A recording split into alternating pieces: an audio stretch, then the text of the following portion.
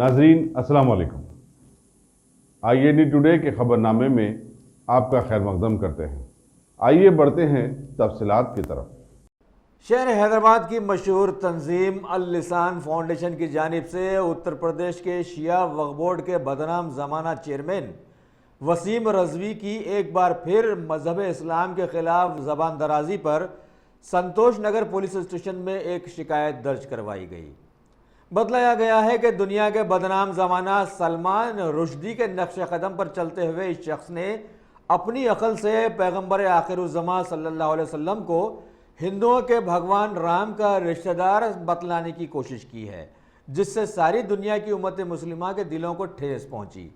लिहाजा इस खुसूस में अल लिसान फाउंडेशन के लोगों ने इसके खिलाफ शिकायत दर्ज करवाते हुए अपने दफ्तर में भी एक मीडिया कॉन्फ्रेंस को मुखातिब करते हुए शैतानी जहनियत रखने वाले वसीम रजवी पर लानत मलामत की और बतलाया कि इसकी हरकतें अभी शैतान को भी शर्मिंदा करती नजर आ रही हैं। वालेकुम वरहमतुल्लाहि वबरकातुहू।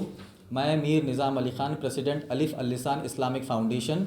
आज यहाँ पर अलिफ़ फ़ाउंडेशन के ऑफ़िस पर एक प्रेस मीट की गई है, जिसमें ये बताने का मकसद ये था कि जो 4 दिन पहले एक इंटरव्यू हमने सुना है और जो अयोध्या का जो फ़ैसला आया है राम मंदिर के हक़ में, उसके ऊपर बयान देते हुए एक शिया ने, जो यूपी वक्फ बोर्ड का चेयरमैन है, उसने अपने बयान में कई सारे बातें कही है। कहा है कि अगर सुन्नी वक्फ बोर्ड 5 एकड़ ज़मीन नहीं लेना चाहती वो शिया वक्फ बोर्ड को दे दे, और इधर उधर की कई सारे बातें की है। और साथ में ये भी कह दिया कि एक महापुरुष दूसरे महापुरुष का पूर्वज होता है, और 2 नाम लिए उसने। कहा कि जीसस क्राइस्ट यानी ईसा अलैहिस्सलाम और प्रॉफिट मोहम्मद सल्लल्लाहु अलैहि वसल्लम के पूर्वज राम हैं। ये बहुत बड़ी गुस्ताखी उसने की है। कहा कि 9000 साल पहले राम आए थे और 1400 साल पहले या 2000 साल पहले ईसा अलैहिस्सलाम आए थे, तो ईसा अलैहिस्सलाम और नबी अकरम सल्लल्लाहु अलैहि वसल्लम के पूर्वज राम हैं। इस तरीक़े से बहुत बड़ी गुस्ताखाना बात उसने कह दी है, क्योंकि किसी के बाप को बदल देना, उनके पूर्वजों को बदल देना, ये बहुत बुरा काम होता है, ये बहुत संगीन जुर्म होता है, और ये बहुत बड़ी बदगुमानी है इन लोगों की। ये पॉलिटिकल बातें ऐसे ही करते हैं, अपना पॉलिटिकल करियर बचाने के लिए, पॉलिटिकल करियर चलाने के लिए इस तरीके की बातें ये लोग करते रहते हैं। हम कहते हैं कि इस तरीके की बातों को कंडम करना चाहिए, और हमने इसके खिलाफ एक पुलिस कंप्लेन भी किया है, और वो पुलिस कंप्लेन की कॉपी भी हम आपको इंशाल्लाह बताएंगे। सबसे गुजारिश है कि इस तरीके की कंप्लेन इस शख्स के खिलाफ करते जाए। और इस शख्स का एक हिस्ट्री है, आप जानते हैं, एक शख्स ये यूपी शिया वक्फ बोर्ड का जो चेयरमैन है वसीम रजवी की एक हिस्ट्री है। इसने कई सारे बातें कही। मिसाल के तौर पर कह दिया कि हिंदुस्तान में जितने भी मदरसे हैं वो पूरे के पूरे मदरसे टेररिस्ट पैदा करते हैं। कहा कि उमर रज़ी अल्लाह ताला अन्हु जो है वो टेररिस्ट है, कह दिया। इतने बड़े खलीफा जो हमारे मुसलमानों के खलीफा है, नऊज़ बिल्लाहि मिन ज़ालिक, उमर रज़ी अल्लाह ताला अन्हु को कह दिया कि ये आतंकवादी है। और आयशा रज़ी अल्लाह ताला अन्हा के नाम पर इसने कहा कि मैं फ़िल्म बनाऊंगा, और उस फिल्म के ट्रेलर में उसने एक नंगी खातून को बताया, कहा नऊज़ बिल्लाहि मिन ज़ालिक कि आयशा रज़ी अल्लाह ताला। तो इस शख्स का एक पॉलिटिकल करियर ऐसे ही चलता है। इसका काम यह है कि सुन्नी शिया जितने भी ऐसे मुसलमान फ़िरक़े हैं इनको भड़काता रहे। और अब लेटेस्ट बात इसने कही है कि राम जी, श्री राम जो है वो जीसस क्राइस्ट और प्रॉफिट मोहम्मद सल्लल्लाहु अलैहि वसल्लम के पूर्वज है। ये जो बहुत बड़ी बदबख्ती की बात है।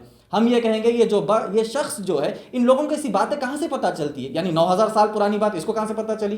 तो मैं ये सोचता हूँ कि इसके ख्वाब में रावण आते होंगे, रावण आकर इसको ये सब बोलते होंगे कि 9000 साल पहले किसके बाप कौन थे। कैसे समझेंगे? 9000 साल पुरानी बात हम कैसा कहेंगे?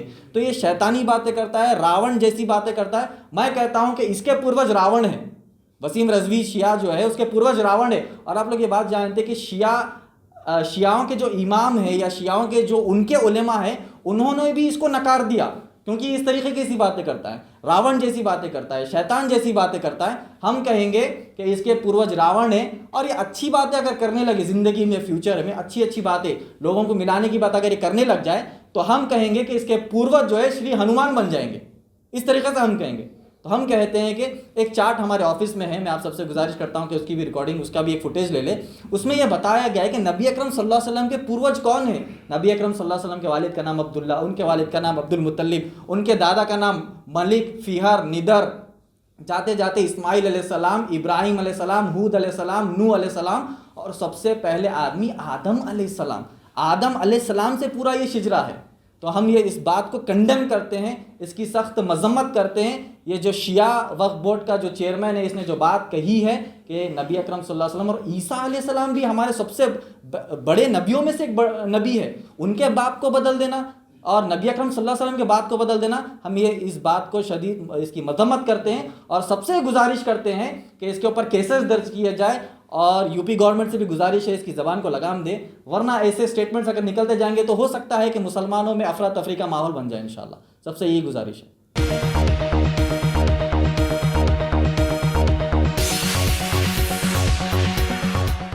जमात इस्लामी हिंद के रियासत तेलंगाना के अमीर हामिद मोहम्मद खान ने आज बानी जमात मौलाना अबुल आला मौदूदी की सवान हयात व कारनामों पर मुश्तमिल एक किताब की रस्म इजराई अंजाम दी।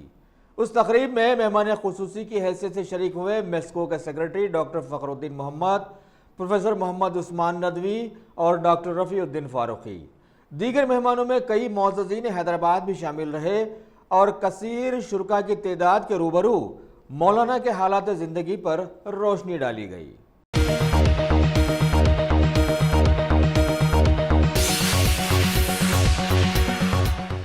शहर हैदराबाद के हाका भवन में तेलंगाना के बहुत सारे वज़रा का आज एक जायज़ा इजलास रखा गया, जिसमें हुकूमत की ज़राअत के तई बहुत सारी स्कीम्स को मौजूद बहस बनाते हुए बतलाया गया है कि रियासत की पैदावारी हिस्सों में ज़बरदस्त इजाफा हुआ है और ऐसे में सारे मुल्क में इसे नुमायां करना है।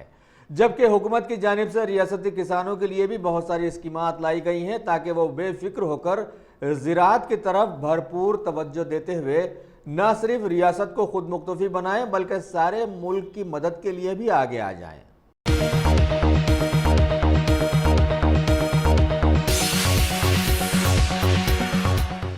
शहर हैदराबाद के मशहूर ज़माना नेहरू ज़ूलॉजिकल पार्क में परवरिश पाने वाले 15 शेरों की किफ़ालत की जिम्मेदारी एनिमल एडाप्टेशन प्रोग्राम के तहत हैदराबाद के कोठी में वाक़ स्टेट बैंक ऑफ इंडिया ने ली है। आज कुछ आला सतही ओहदेदारों ने जू का दौरा करते हुए एनिमल एनक्लोजर्स का मुआयना किया और जानवरों की निगहदाश्त और साफ सफाई का जायजा लिया।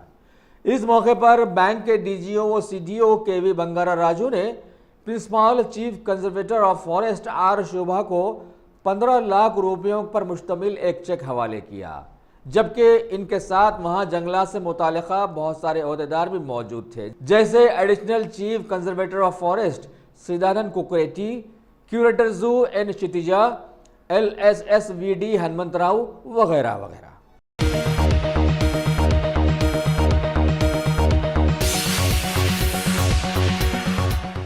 तेलंगाना तेलुगु देशम पार्टी के साबिक़ MLA आर चंद्रशेखर ने आज पार्टी ऑफिस के एक प्रेस मीट में TSRTC के हड़ताली वर्कर्स के सिलसिले में TRS हुकूमत के अचानक इक़दाम पर बतलाया कि जमहूरी मुल्क में अपने हुकूक के लिए जद्दोजहद करना सभी का हक है, लिहाजा RTC वर्कर्स के लिए भी अगर हुकूमत के पास हमदर्दी का जज्बा था तो कई लोगों को खुदकुशियां करने पर क्यों मजबूर किया गया और इतने दिनों तक ओहदेदारों को तड़पने के लिए क्यों छोड़ दिया गया?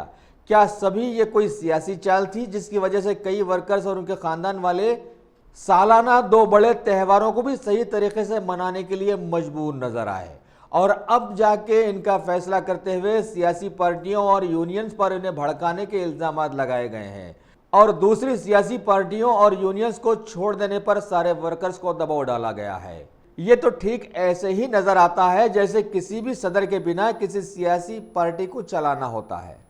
నిర్వహిస్తారు గుర్తింపు పొందిన యూనియన్ కు ఓటింగ్ జరుగుతుంది। అది సింగరేణి కావచ్చు, ఆర్టీసీ కావచ్చు, వాటర్ వర్క్స్ కావచ్చు, మరో సంస్థ కావచ్చు ఇవన్నీ కూడా చట్టబద్ధంగా చట్టాలకు లోబడి లేబర్ యాక్ట్కి లోబడి రాజ్యాంగానికి లోబడి ఏర్పాటైన వీటన్నిటి విషయంలో సంపూర్ణమైన అవగాహనతోన ఇవాళ సమాజం ఉంది అనే విషయాన్ని కూడా గుర్తు చేస్తూ ప్రభుత్వం ఇప్పటికైనా వాళ్ళని బేషరతుగా ఎలాంటి షరతులు లేకుండా మీరు జాయిన్ అయిపోండి అన్నారు, మేము కూడా ఎలాంటి కండిషన్స్ పెట్టామన్నారు, గుడ్ సైన్। వాళ్ళు ఆ రకంగా ఇవాళ జాయిన్ అయిపోతున్న వాతావరణాన్ని కూడా టీవీలలో మనం చూస్తున్నాం। అదే సమయంలో యూనియన్ల మీద మొత్తం యూనియన్లకు వస్తుందా, ఒక ఆర్టీసీ యూనియన్కి వస్తుందా అనేది కూడా బయట చర్చ ఉంది। ఎందుకంటే చాలా యూనియన్లు టీఆర్ఎస్ పార్టీకి అనుబంధంగా ఉన్నాయి, చాలా సంఘాలు టీఆర్ఎస్ పార్టీకి అనుబంధంగా ఉన్నాయి। వాటి ఆ యూనియన్లకు నాయకత్వం వహించిన వాళ్ళు ఎమ్మెల్యేలు అయినరు, ఎంపీలు అయినరు, మంత్రులు అయినరు, కొనసాగుతున్నారు। రాజ్యాంగంగా ఉన్నతమైన పదవుల్లోకి కూడా వచ్చిండ్రు, ఇప్పటికి కూడా పదవులలో కొనసాగుతున్నారు। సో యూనియన్ల పాత్ర అన్ని సంఘాలకు సంబంధించి ఎట్లుంటుంది, ఆర్టీసీకి ఎట్లుంటుంది అనేది కాలమే చెప్తుంది. నేను ఆ వివాదాల్లోకి నేను వెళ్ళదలుచుకోలే. ఎందుకంటే ఆయన ఎందుకు ఉన్నాడు, ఈయన ఎందుకు ఉన్నాడు అంటే ముఖ్యమంత్రి ఉండమన్నాడు ఉంటున్నారు, ముఖ్యమంత్రి వద్దన్నారు తప్పుకుంటున్నారు, మనకు అభ్యంతరం లేదు. కానీ ఆర్టీసీ కార్మికుల ఉద్యోగ భద్రతకు సంబంధించి మీరు గతంలో ఇచ్చిన హామీని నిలబెట్టుకోండి అనే విషయాన్ని కూడా ఈ సందర్భంగా మేము చెప్పదలుచుకున్నాం. ఉద్యోగ భద్రతకు నాది బాధ్యత అన్నారు, ఇప్పుడు కూడా నేను కడుపులో పెట్టి చూసుకుంటా అంటున్నారు, సంతోషపడుతున్నాం. 100 కోట్లు తక్షణం ఇస్తాం అంటున్నారు, సంతోషపడుతున్నాం. కానీ కిలోమీటర్కి 20 పైసలు పెంచుతాం అంటున్నారు, మేము బాధపడుతున్నాం. ఎందుకంటే ప్రజల మీద ఒక్కసారిగా 752 కోట్లు మీ లెక్క ప్రకారం భారం పడుతుందని మీరే చెప్తున్నారు. 752 crores భారం పడుతుంది అంటున్నారు. అంటే నిన్నటి దగ్గరనేమో ఈ సంస్థను ప్రపంచంలో ఎవరు కాపాడలేడని ముఖ్యమంత్రి చెప్పింది. అసలు ఈ సంస్థ ఎవరి వల్ల కాదు, ఇది కాపాడలేమన్నారు. ఇవాళ సంస్థను కాపాడుకుందాం, నేను 100 కోట్లు ఇప్పుడు ఇస్తున్నా, 20 పైసలు కిలోమీటర్కి పెంచేస్తున్నా అంటున్నారు.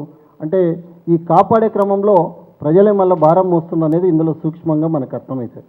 752 కోట్లు మళ్ళీ ప్రజలు కంట్రిబ్యూట్ చేస్తే సంస్థను కాపాడే దిశగా ప్రభుత్వం ఆలోచనకు పూనుకున్న అంశాన్ని కూడా పరిగణలోకి తీసుకోవాలని చెప్పి సందర్భంగా చెప్తూ, ఎవరిని వేధించమని చెప్పినట్టుగానే యూనియన్ల నాయకులు ఎవరైతే ఇంతకాలం సంఘటితంగా పోరాడినరో 55 రోజుల పాటు కార్మికుల కష్టసుఖాల్లో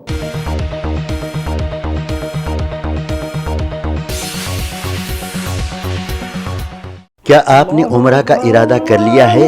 तो फिर अकबर ट्राइबल सर्विसेज को तरजीह दें।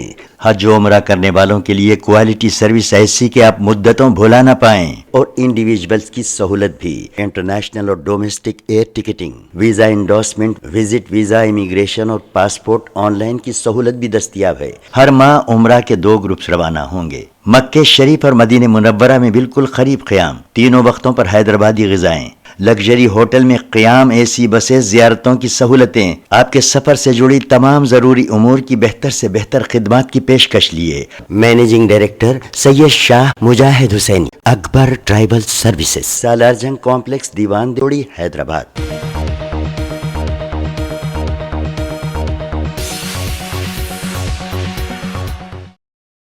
सीएम केसीआर की जानिब से टीएसआरटीसी वर्कर्स के हड़ताल के खिलाफ में सख्त रवैया दिखलाने के बाद अचानक उन्हें आज ड्यूटीज़ पर रुजूबकार हो जाने के ऐलान के बाद हुकूमत के टीआरएस भवन में आज ज़बरदस्त जश्न का माहौल देखा गया, जिसमें बहुत सारे पार्टी के एमएलसीज व एमएलएस के साथ साथ बहुत सारे आरटीसी वर्कर्स भी शामिल हुए और सीएम केसीआर के एक बड़े पोर्ट्रेट को दूध से नहलाया। जबकि शहर हैदराबाद के स्लम इलाकों में छोटे सैकड़ों मासूम बच्चे रोजाना दूध के लिए तरसते रहते हैं।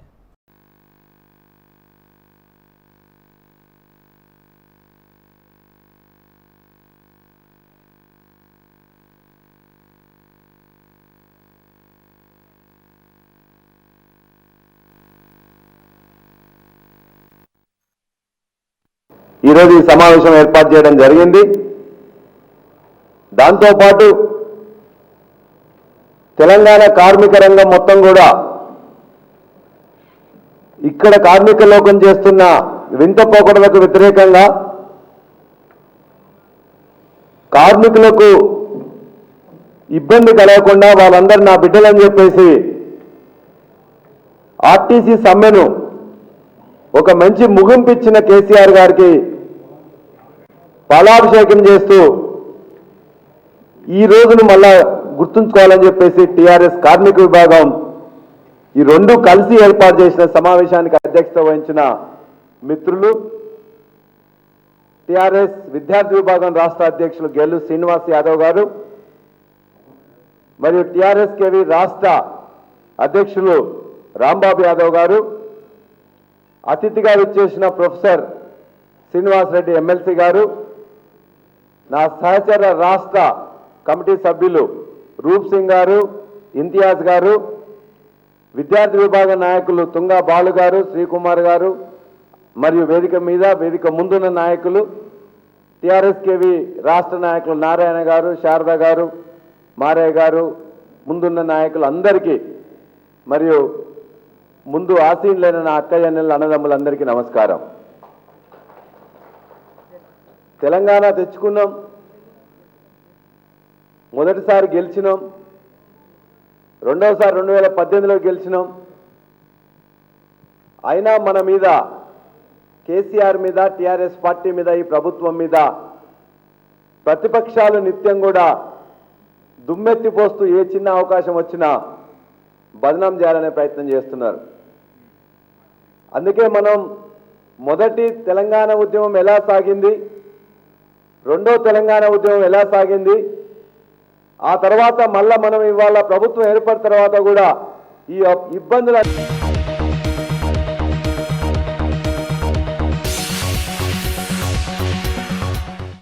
टीएसआरटीसी जेएसी एम्प्लॉयज यूनियन के सदर अश्वत्थामा रेड्डी ने आज एक प्रेस मीट में आरटीसी डिपार्टमेंट पर बजट को खलत मलत कर देने का इल्ज़ाम लगाते हुए रियासती हुकूमत के यूनियंस को बर्खास्त कर देने के फैसले की सख्त मजम्मत की, क्योंकि इन्होंने बतलाया कि वो यूनियंस ही रही हैं जिनके ज़रिए हर महकमे में अहदेदारों के मफादात की निगरानी होती आई है, वरना हुकूमतें तो आती हैं और चली जाती हैं। वैसे जेएसी यूनियन ने भी सभी मजदूरों के हुकूक के लिए एहतजाज शुरू किया था। क्या अहदेदार इतने कमज़ोर होते हैं कि कोई उन्हें बहका सके? इन्होंने आखिर में हुकूमत को एक बार फिर ललकारा कि वह सभी हड़ताली वर्कर्स के बकायाजात, प्रोविडेंट फंड्स वगैरह फौरी जारी करे। ట్రేడ్ యూనియన్లు అన్ని రాష్ట్ర కేంద్ర సంఘాలు అన్ని ఈ తెలంగాణ విముక్తి గురించి పోరాడే సంఘాలు ఉన్నాయి. ఏదైతే ముఖ్యమంత్రి గారు డిపోకి 5 మందిని పెట్టిస్తాం, డిపోకి 2 అడ్వైజరీ కౌన్సిల్ అనేది రాజ్యాంగ ప్రకారం చెల్లని అంశం. అది ఒకవేళ నిజంగా కార్మికులు సంఘాలు వద్దనుకున్నప్పుడు స్వచ్ఛందంగా ఇక్కడ నుంచి కార్మికులు మేము సంఘాలను మేము వైండప్ చేయడానికి కార్మిక నాయకులు తప్పకుండా సిద్ధంగా ఉన్నాం. ముఖ్యమంత్రి గారికి మరొకరిని మేము రిక్వెస్ట్ చేస్తున్నాము, సంఘాలను నిర్మూలించాలంటే ముందు కార్మికుల దగ్గర రెఫరెండం నిర్వహించండి. అన్ని డిపోల దగ్గర కార్మికులకు రెఫరెండం నిర్వహించి సంఘాలు ఉండాలా వద్దన్నది కార్మికులతో ఓటింగ్ పెడతారా, న్యూట్రల్ సంస్థకు అప్పచెప్పి మరి రెఫరెండం పెడతారా ముఖ్యమంత్రి గారు నిర్ణయించుకోలే. దయచేసి ఇక్కడ సమస్యలపైన పోరాడడం తప్ప ఈ ప్రభుత్వాలతో కానీ ఏ రాజకీయ పార్టీలో కూడా రాజకీయ పార్టీ అనేది ప్రజలకు ఇబ్బంది కలుగుతున్నప్పుడు, సంఘాలకు ఇబ్బంది కలుగుతున్నప్పుడు రాజకీయ పార్టీల బాధ్యతలు నిర్వహించేది తప్ప ఏ రాజకీయ పార్టీలు కానీ ఉద్యోగ సంఘాలు కానీ ఆర్టీసీ సంఘాలు కానీ ప్రభుత్వాన్ని మరి విచ్ఛిన్నం చేసే కుట్ర అనేది చెప్పినో అస్థిరం చేసే ప్రయత్నం ఎక్కడ జరగలేదు. రాజకీయ పార్టీలుగా వాళ్ళ బాధ్యత వాళ్ళు నెరవేర్చినాయి. ప్రతిపక్ష పార్టీలు ఇలా ప్రతిపక్ష పార్టీలు కావచ్చు అన్ని సంఘాలు కూడా ఈరోజు ఆర్టీసీ కార్మికుల న్యాయమైన డిమాండ్లను ఆర్టీసీని పరిరక్షించుకొని ప్రజా రవాణాను కాపాడుకోవడానికి దీని తప్ప ఆ రోజు ముఖ్యమంత్రి గారు మరి ప్రైవేట్ పరం చేస్తానని చెప్పడం, అదే దాని తర్వాత కూడా మరి నిన్న ప్రైవేట్ పరం చేయదని చెప్పడం ఇవన్నీ ఆహ్వానించదగ్గ పరిణామాలు. ఒక దురదృష్టకర సంఘటన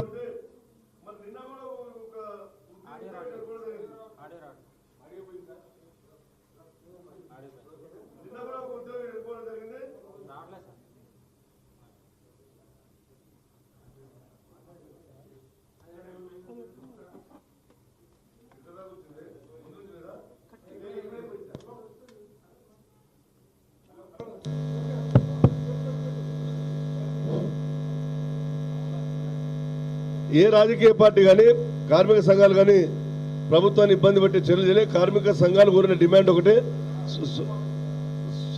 స్వయాన ముఖ్యమంత్రి గారు కూడా అంగీకరించడం జరిగింది. పిఎఫ్కు బకాయిలు ఇవ్వాలని, సీసెస్కి బకాయిలు ఇవ్వాలని, దాంతోపాటు ఏదైతే ఆర్టీసీకి బస్సులకు సంబంధించి బస్సులు 3,000 కొంత బస్సులు స్క్రాప్గా ఉన్నాయని చెప్పడం జరిగింది. మేము పెట్టిన డిమాండ్లు కూడా అన్ని అవే డిమాండ్లు. రేపు లేబర్ కోర్టు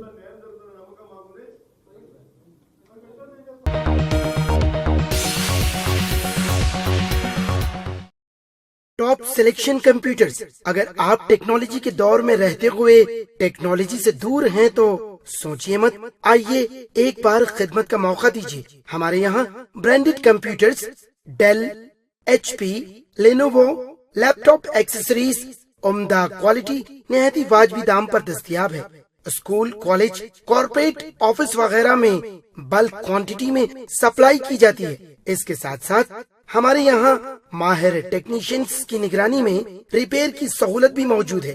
अगर आप अपने घर, दुकान, सोसाइटी, स्कूल वगैरह को सेफ और क्राइम फ्री बनाना चाहते हो तो इंस्टॉल कीजिए CCTV कैमरा जो HD क्लियरिटी के साथ दस्तयाब है।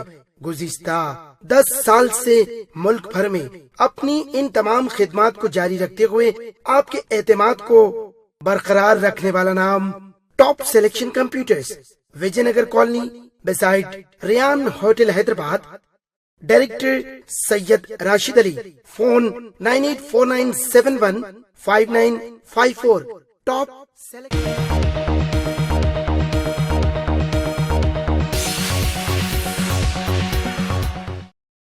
रियासत तेलंगाना के लेबर एंड एम्प्लॉयमेंट के वजीर CH मल्ला रेड्डी ने आज जुबली हिल्स में वाक़े अपने ऑफिस के चैम्बर में एक तकरीब का एहतमाम किया और तामीरी मामलात में हादसाती मौत से दो चार होने वाले मजदूरों के ख़ानदानों को एक्सीडेंटल डेथ बेनिफिट चेक्स तकसीम किए।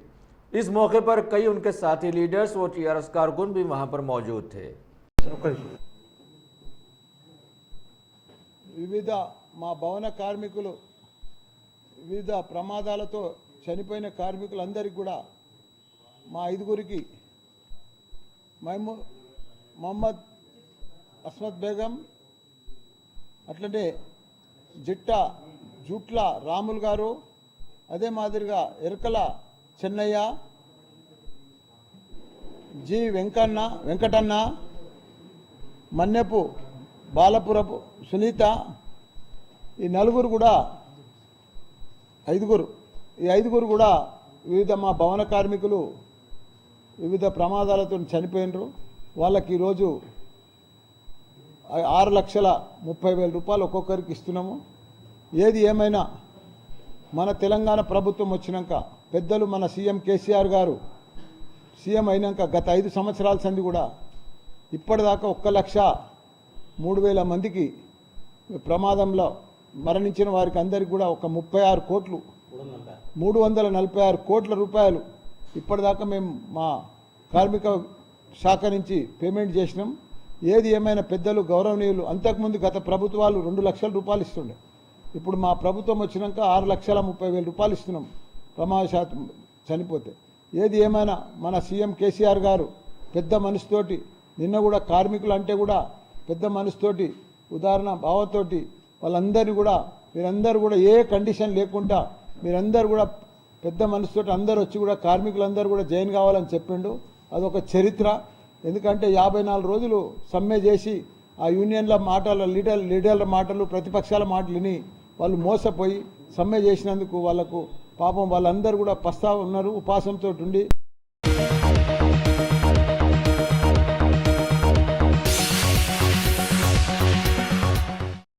सबराबाद पुलिस ने शाशंबे की रात शादनगर की एक खातून वेटरनरी डॉक्टर प्रियंका रेड्डी की असमत रेजी और फिर उसे कत्ल कर देने की वारदात में मुलविस 4 अफराद को गिरफ्तार कर लिया है। Commissioner police Hyderabad CB Sanjana ने एक पुरजुम प्रेस कॉन्फ्रेंस को बताया कि असल मुलजिम महबूबनगर का मुतवत्तिन मोहम्मद पाशाह है। सर्वेलेंस कैमरों से हासिल किए गए फुटेज से मुलजिमिन की गिरफ्तारी अमल में आई है। दीगर मुलजिमिन में जो कि लारी ड्राइवर और क्लीनर बताए जाते हैं उनके नाम जय शिवा, चिन्ना केशुलू और नवीन है। मुलजिमिन ने प्रियंका रेड्डी की स्कूटी को पंक्चर किया और उसकी मदद करने के बहाने उसका अगवा कर लिया। उसे डोंडोपल्ली टोल गेट के करीब एक सुनसान मकाम पर ले जाकर 2 लारियों के दरमियान असमत रेजी की और फिर हलाक कर दिया। बादशाह उसकी नाश को ठिकाने लगाने अपनी लारी में रखकर एक नाले के पास लाए और फिर उसे जला दिया। इसी दौरान रियासती वज़ीर दाखिला मोहम्मद महमूद अली ने शमशाबाद में प्रियंका रेड्डी के वालिदीन के घर पहुंचकर उनसे मुलाकात की। मरकजी ममलकती वज़ीर दाखिला जी किशन रेड्डी ने भी प्रियंका रेड्डी की असमत रेजी और कत्ल के वाक़े की सख्त मजम्मत की और खातियों को कैफर किरदार को पहुंचाने का मुतालबा किया। एक विक्टिम ने आके पार्क किया, बाद में वो विक्टिम अगेन वापस आया। इस बीच में ये लोग पीना स्टार्ट किया। बाद में ये लोग आइडिया आया कि दैट ये वुमन को किडनैप करके हम लोग कुछ ये करें तो अच्छा होगा करके ये लोग प्लान किया। बाद में इस बीच में A3 नवीन उसका स्कूटी का बैक टायर को हवा निकाल दिया। निकालने के बाद लेडी वापस आने के बाद वो A1 जाके नहीं हम लोग आपको टायर पंचर हुआ, हम लोग आपको मदद करेंगे करके वो A2 शिवा को पंचर शॉप भेजे। वो एक बार भेजने के बाद वापस आया, पंचर शॉप क्लोज है करके और एक बार भेजे कि देख क्या हो करके। इस बीच में वो लोग उठा के लेके आके वो 4 लोग रेप किया। बाद में इस बीच में वो वहाँ पे उसका माउथ क्लोज करने से वो डेड भी हो गए। वो डेड बॉडी को कैबिन में शिफ्ट करके वो लोग शादनगर चक्कनपल्ली के पास जाके वो बर्न किया। हम लोग आज इस 4 लोगों को अरेस्ट करके हम लोग इस केस को फास्ट ट्रैक कोर्ट में ट्रायल करके जल्दी से जल्दी ये अक्यूज को पनिशमेंट होने के लिए हम लोग कोशिश करेंगे। हम साइबराबाद पुलिस और तेलंगाना पुलिस को सबको मैं रिक्वेस्ट करूंगा, please use the facility of dial 100 wherever you are, please use the facility of dial 100। और हमारा व्हाट्सअप नंबर है 9490617444। डेफिनेटली आपको मदद करने किसी हालत, आपका व्हीकल ब्रेकडाउन होगा, आपका व्हीकल पंचर हुआ, आपका पेट्रोल का जरूरत है, आपका कोई का जरूरत है, तो भी हम लोग आपको मदद करने के लिए रेडी है। हमारा तेलंगाना पुलिस में अच्छा सिस्टम है, डायल 100 का अच्छा पेट्रोलिंग सिस्टम है। 5 मिनट एवरेज है, हमारा एवरेज 5 मिनट है। Definitely will come and help you.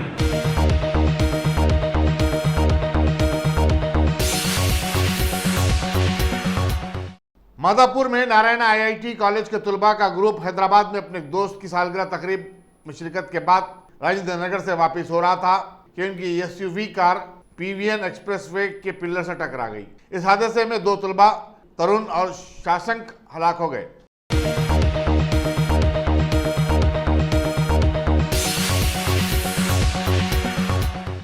शहर में पेट्रोल की कीमत में बतदरीज इजाफा हो रहा है और ये 80 रुपये फी लीटर तक छू जाने की तवक्को है। शाशंबे को हैदराबाद में पेट्रोल की कीमत 69 रुपये 56 पैसे फी लीटर थी। माह नवंबर में देखा गया कि हर 2-3 दिन में पेट्रोल की कीमत में 30 पैसे का इजाफा होता रहा।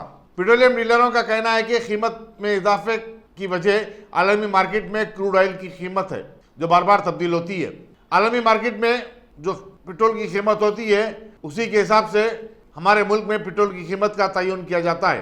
तेलंगाना पेट्रोलियम डीलर्स एसोसिएशन के सदर राजू अमरराम ने बताया कि रोजाना सुबह 6 बजे आलमी मार्केट का जायजा लिया जाता है, उसके बाद कीमत तय की जाती है।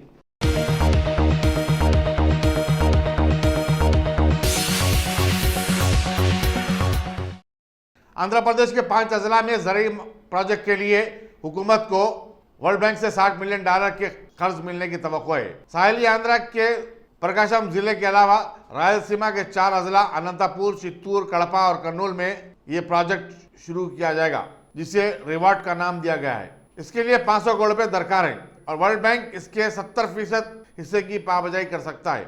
वर्ल्ड बैंक की टीम ने रियासती अहदेदारों के साथ इस सिलसिले में बातचीत भी की है।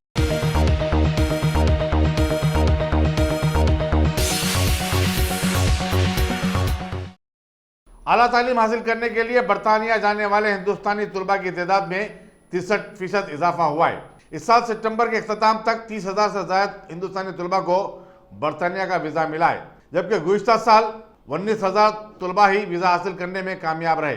देखा जाए तो गुज़िश्ता 10 साल के दौरान 2,70,000 के करीब तुलबा बरतानिया की यूनिवर्सिटियों में तालीम के लिए वीज़ा हासिल कर चुके हैं। दुनिया की 10 टॉप यूनिवर्सिटियों में 3 बरतानिया में हैं। नई दिल्ली में हाल ही में मुनक़िदा स्टडी यूके फेयर में 1,400 से ज़्यादा तुलबा ने शिरकत की, जहां बरतानिया की 50 यूनिवर्सिटियों के नुमाइंदे मौजूद थे और उन्होंने तुलबा से बातचीत की। ताज़ा एदाद व शुमार के मुताबिक हिंदुस्तानियों के लिए बरतानिया हनुस तफरी का मुल्क है। गुज़िश्ता साल 5,12,000 अफराद वीज़ा हासिल किए हैं। यूके का वीज़ा हासिल करने वाला हर 5वां शख्स हिंदुस्तानी है। तेलंगाना में मुतय्यन डिप्टी बरतानवी हाई कमिश्नर एंड्रयू फ्लेमिंग ने इसे एक अच्छा रुझान करार दिया है।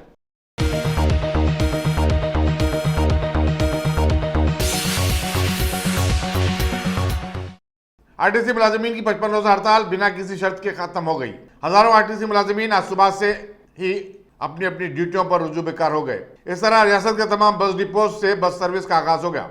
बेशतर मुलाजिमीन आज सुबह ड्यूटी पहुंचे थे। चीफ मिनिस्टर चंद्रशेखर राव ने कल काबीना के इजलास के बाद ऐलान किया था कि आरटीसी के मुलाजिमीन अपनी खिदमत पर वापस जा सकते हैं और उनके खिलाफ कोई कार्रवाई नहीं की जाएगी। उन्होंने हड़ताल के दौरान मरने वाले आरटीसी मुलाजिमीन के खानदानों में से एक फर्द को सरकारी मुलाजमत देने का भी तयखुन दिया।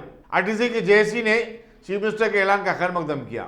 जेएसी के लीडर चंदर ने कहा कि आरटीसी बस रूट्स को खांगाने का मसला हनुस वाज़ेह नहीं हो सका है। हालांकि हुकूमत ने कहा कि आरटीसी की रूट्स को खांगाने का मतलब ये नहीं है कि आरटीसी को खत्म किया जाएगा। बसों की हड़ताल खत्म होने पर आवाम ने भी काफी राहत महसूस की। सड़कों पर दोबारा ट्रैफिक देखी गई और तमाम बसें भरी भरी थीं। शहर के 2 बड़े बस स्टेशन एमजीबीएस और जेबीएस पर दोबारा वही गहमा गहमी देखी गई। 70 బస్సులకు మొత్తం 66 బస్సులు పోయినాయి. ఇంకా అన్ని సర్వీసులు మొత్తం వెళ్ళిపోతాయి. అందరు సిబ్బంది హాజరైంది వాళ్ళ డ్యూటీలో వాళ్ళు. కంప్లీట్ సర్వీస్ ఉదయం అన్నీ వెళ్ళిపోయాయి. సీఎం గారు మా డ్యూటీని మాకు ఇన్ని రోజులకు ఇచ్చినందుకు మాకు చాలా హ్యాపీగా ఉంది. మా డ్యూటీలకు మేము చాలా సంతోషంగా వెళ్తున్నాము.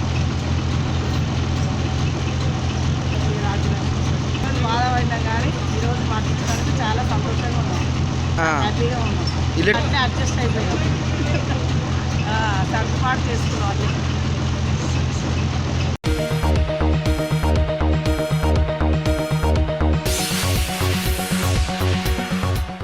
अगर आपने हमारे चैनल को सब्सक्राइब नहीं किया है तो आपको यहाँ सब्सक्राइब बटन दिख रहा है, उसे क्लिक करिए और सब्सक्राइब कीजिए और साथ ही साथ बेल आइकॉन को भी क्लिक करिएगा जिससे कि आपको ताज़ा अपडेट मिलते रहें।